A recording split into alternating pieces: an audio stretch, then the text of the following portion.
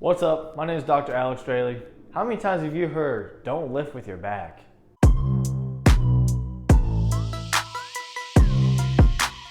So don't lift with your back. Now what does that mean? Now let's take a look at the deadlift, and we all can spot this from a mile away. That lifter that just has a huge exaggerated arch in their back. Now sometimes they'll start off that way, other times they start with the spine in neutral, then as they pull, that back just pulls up like a marionette doll. Neither one of these are good ways to lift. So let's look at the opposite, and that's going to be an extended back. Is that better?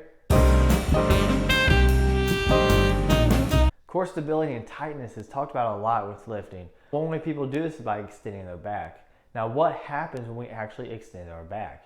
First of all, we're putting a lot of stress on the facet joints, or the joints between your spine. Whereas when we round our back, we're putting a lot of stress on the disc. So when we extend our lumbar spine, we're anteriorly tilting our pelvis, which what does this do? Well, it's going to lengthen the glutes so they can't work as well. It's going to shorten the hip flexors, so you might get some hip impingement. And it's going to lengthen the core, the anterior core, so it can't work as well either. It's often said that a long or stretched out muscle is weak and a short or tightened muscle is strong. So essentially we're creating stability with the wrong stuff. And that's never going to turn out well, because now we're going to lead to higher incidence of facet joint injuries. We're going to have lower core stability because we're actually using our muscles, we're just jamming our spine together. We're also using our paraspinals to extend the back versus the hips.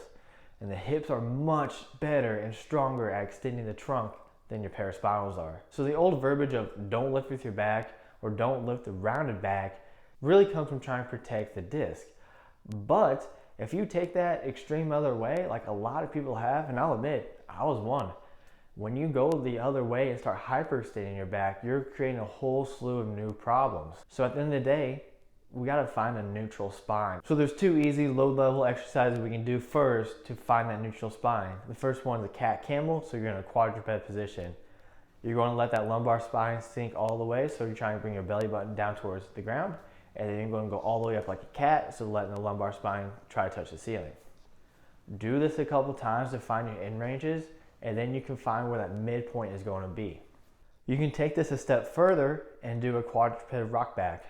So now you have that neutral spine, and you're going to rock your hips back towards your feet. So what's important with this quadruped rock back is we don't want any butt winking to go on. And what that is when the pelvis or the hips dip underneath the body. This creates a flexion moment of the spine and can cause disc problems. So when we butt wink, we often go from hyperextended to flex back to hyperextended. So we probably hyperextended in the first place to not lift with a rounded back, but because we ran out of hip flexion from having our pelvis anteriorly tilted, we now have to butt wink, which has a flexion moment and can cause disc injuries. So the very thing we try to avoid, we're doing. But if you can keep that neutrality throughout your whole lift, particularly on deadlift and squats, you're going to help save your low back. So let's take these two exercises a step further.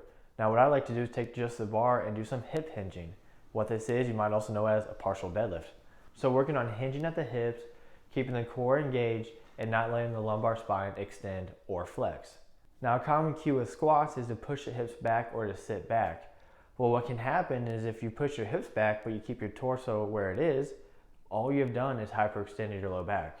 So with this cue, pushing your hips back, you need to also let your torso come forward. You can see here on one side, I'm just simply pushing my hips back, which is extending my lumbar spine. However, you can see when I keep my core engaged and let my torso come down a little bit, my spine is able to stay neutral and safe. So how can we prevent not hyperextending our back and putting our facet joints at risk and potentially our disc?